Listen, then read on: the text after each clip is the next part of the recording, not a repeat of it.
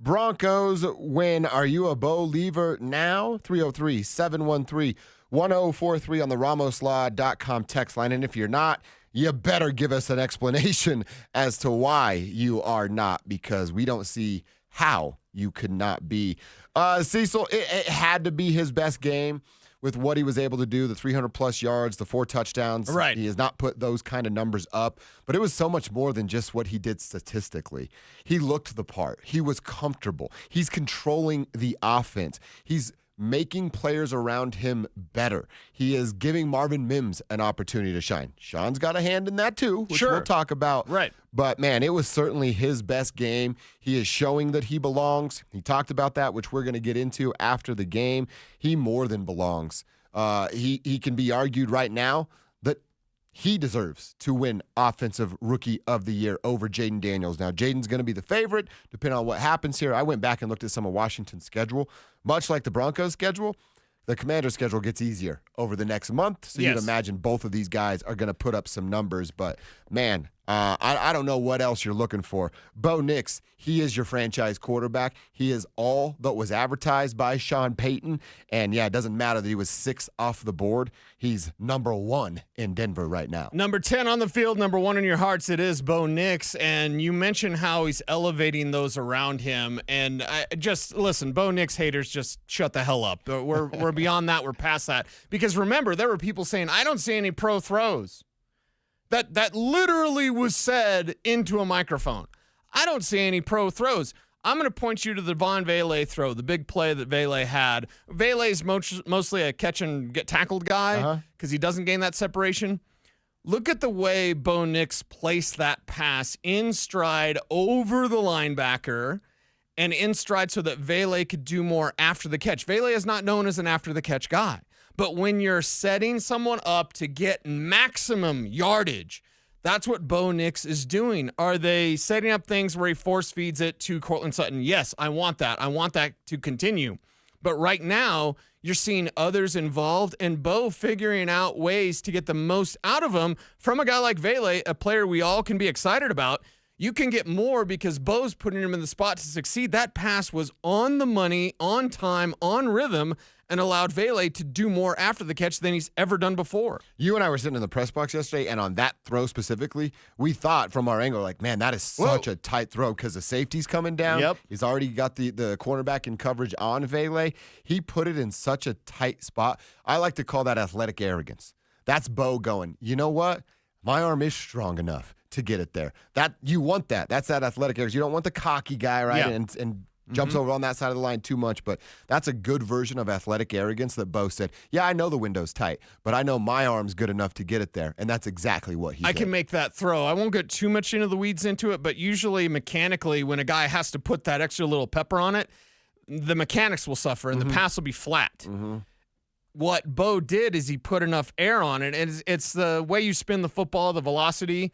It's how tightly you spin it because the ball will rise and then fall properly. And you saw the way he did that. Linebackers jumping for the ball. He puts it over him in front of the defender behind Vele so that Vele can do more after the catch. That's just, it's not arm arrogance, athletic arrogance. I like that word because it's Bo knowing he can make that throw. The windows are now getting larger for Bo as his understanding grows each and every week. And it's him and Sean working together, but it's Bo getting the most out of the players around him, whether it's Vele, Mims, Franklin, whoever. You bring him Vele there, and we've both liked Devon Vele going back to camp and both want him to get more reps after he started hot and then got hurt. What did he have, a rib injury, and then kind of was pushed to the side for a little while? Well, he is fully back. You and I were talking about it at the game yesterday. You almost saw a role switch between Devon Vele and Courtland Sutton, with Vele getting more of that intermediate middle of the field stuff and Courtland kind of drag routes underneath. Yeah, and Court's doing his best to be that security blanket, but that's what Vele is as well. You know, Bo's going to find you if you get open, and that's why his favorite receiver is the open guy. And it's nice that you can have that changeup because defenses are treating Courtland Sutton like a number one. You may think Sutton's not a number one and they don't have a number one. Okay, that's your right to have your opinion. But the opinion of opposing defensive coordinators is we're not going to let Courtland Sutton beat us. How do you find different ways? different ways, different routes, drag routes, any sort of crosser over the field where Court can take something easy and then run with it afterwards, or just catch it and get tackled, as he was yesterday for the most part. In breaking routes was good with Court yesterday, and that's where you have to adjust to what they're doing to you. The film is already out there on Bo Nix. If you're the Atlanta Falcons, you came in heavily prepared. This is not a rookie that, we don't know what he can do. This isn't a backup that comes into a game and we don't know what he's going to look like. This is someone you've studied for 10 games. Mm-hmm. You know exactly what he wants to do, and he's doing things that you haven't seen yet. That's a great testament to Bo and to Sean. Yes, it is. Bill in Aurora writes us on the RamosLaw.com text line. Bill's a good listener because you said this a couple of weeks ago. Bill writes, believer, Sean Payton took the training wheels off of his quarterback. And that's exactly what we have seen. And, man, think about this, Cease. I didn't want to dive too deep in this. It might be something for down the road, but it's think about what Bo has done now after 11 weeks and what Sean has been able to open up. Right. Possibly have even identified a joker in Marvin Mims there, which we'll get to. But the bigger steps and strides that Bo takes allows for more of Sean to do what Sean wants to do. He didn't do anything of what he wanted to do a year ago because Russ couldn't do that stuff. Right. He still hasn't fully opened it up. Now, I don't want him to get too crazy and then overcomplicate things because Sean can do that as well. Yes. But it is everybody is going to open up because of what Bo has done, including Marvin Mims, including Javonte Williams, Devon Vele, and his head coach. It wasn't that long ago on these airwaves we would say, why doesn't Sean trust Bo? Like, he's got the training wheels on. And we both had said into these microphones, like, it's time to take the training wheels off, Sean. And it was the New Orleans Saints game that changed things. It was a great game plan from Sean Payton, going back home or whatever his heartstrings are pulled on. And ever since that, even, the Baltimore game, you didn't get any of those fourth downs. No. But he had a good game plan. He's really come together, and he's taken the training wheels off of Bo, and Bo's just saying, give me more. Give me more. Mm-hmm. Give me more every single week. So you love to see the way they're coming together. But the training wheels thing, that was a conversation we did have. We have it no longer. The yelling at each other, like I've said before, 11 touchdowns, 2 picks since the yell incident. He's not throwing the interceptions that he was earlier this year. And Kev did dig up the numbers for me because the Saints game, he had 10 carries for 75 yards. Bo Nix is a threat as a runner, but he wants to beat you as a passer. Yep. So get this. The last 4 games, Bo has 16 attempts for 40 yards. Since that game against the Saints, where he had 10 carries for 75 yards, he's had 16 attempts for 40 yards in 4 contests. That, to me, shows the maturity of a quarterback. He can still beat you as a runner.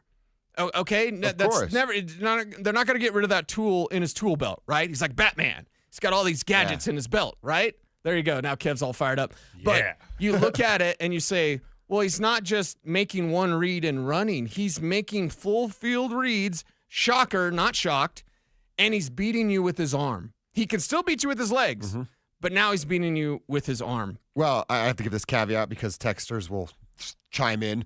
You know who else does that? Patrick Mahomes. Yep. You know who else has evolved into that? Yep. Lamar Jackson. Yep. Now, again, I'm not calling Bo those guys by any means, but you can identify a similar skill set and compare and contrast with that. And I think that's more than fair to do with Bo and his legs. Yes. Because you're absolutely right. Not only does he want to beat you with his arm, his head coach wants him to beat you with his arm as well. Right. More often than not. And if it's not there, be safe with the football. Big old check mark on that. Don't fumble the ball. Don't throw picks. Big check mark on that.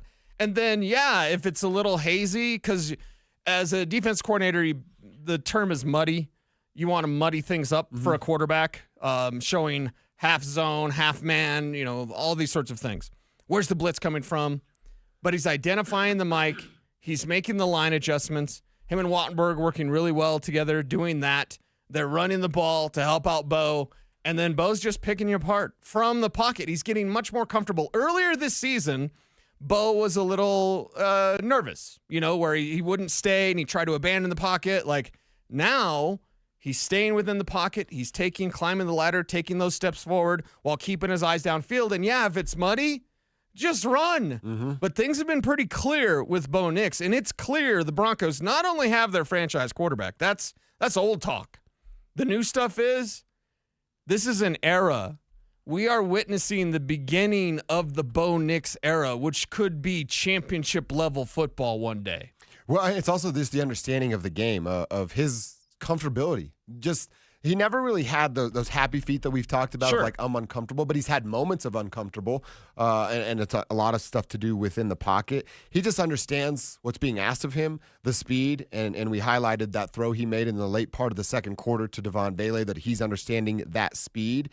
It's just he belongs. He fits. He's showing that he belongs, and he is only going to get better. Like this is the tip of the iceberg. We're just scratching the surface as to who Bo Nix can be as an NFL quarterback, because he still doesn't have a ton of talent around him. I said that. He's elevating even Courtland Sutton. Right. He's certainly elevating a Devon Bailey. We're watching Troy Franklin start to make some plays, catch the dang football, and make some plays, identifying how you can use a Marvin Mims.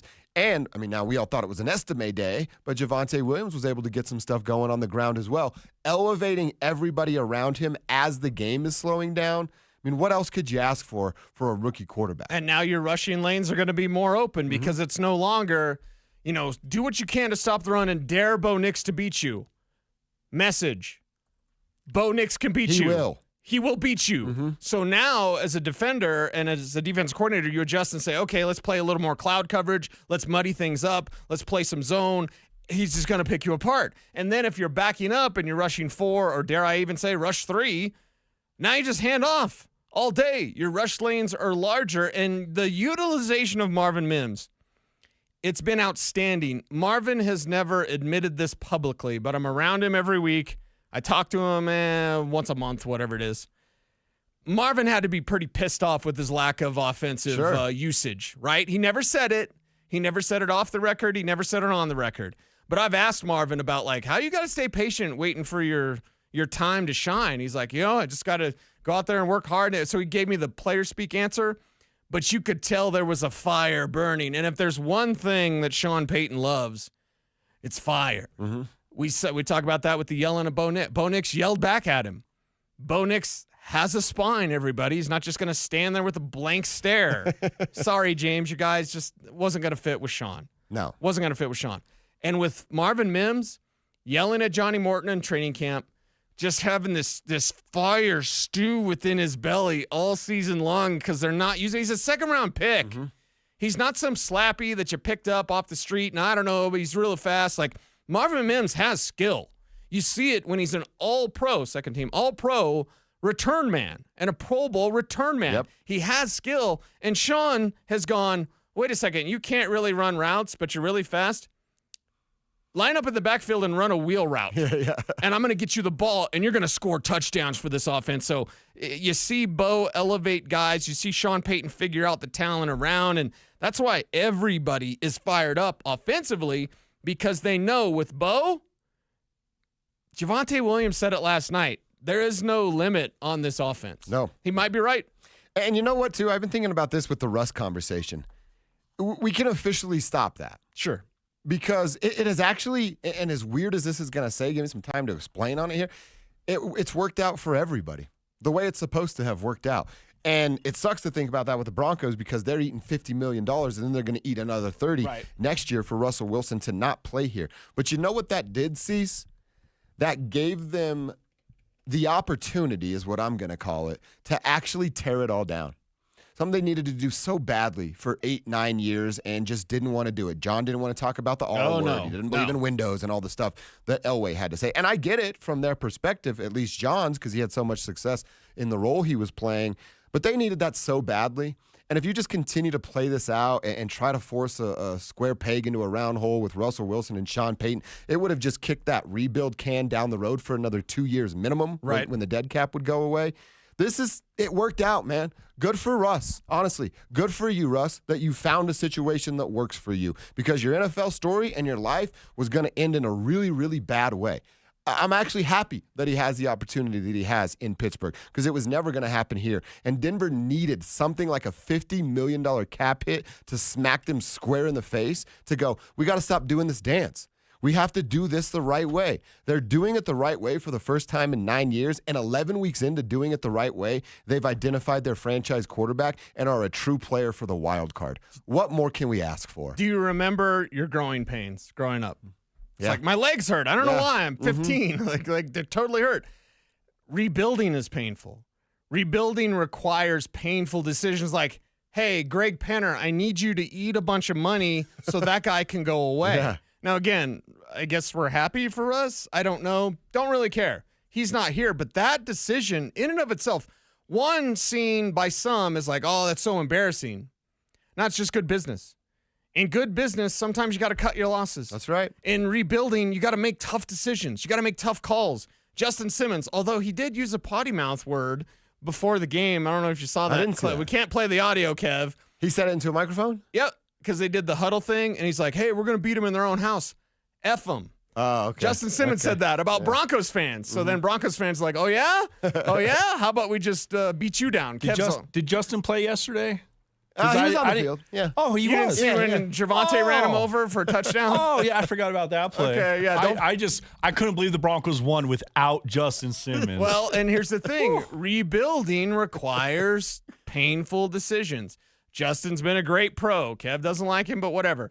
Like, you make these decisions because you have a vision for what this can become. So a tough decision there. An easy decision for y'all, if you're watching us on YouTube. Hi, YouTube. Like, comment, share, subscribe. Hit the notification bell so that you never miss a vid. We appreciate you very much. But things are looking up for the Denver Broncos in this Bo Nix era that we now get to enjoy. Broncos country, big day for you. As we've been saying, tell us how you feel. 303-713-1043. That is the RamosLaw.com text line. Join us there. Throw your name on your text, and we'll give you a shout out. How you feeling about where the Broncos are, where they can be, and if Bo Nix